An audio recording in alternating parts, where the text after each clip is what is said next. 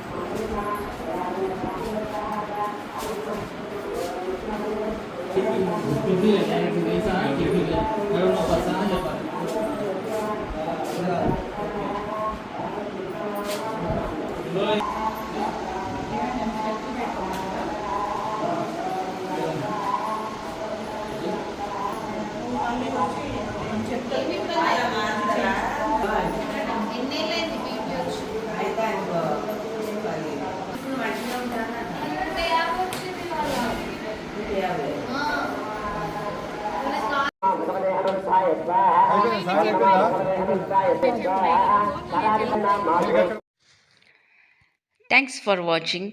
For more updates subscribe to my channel. చూస్తూనే ఉండండి మరెన్నో అప్డేట్ కోసం ASN 24 ఛానల్.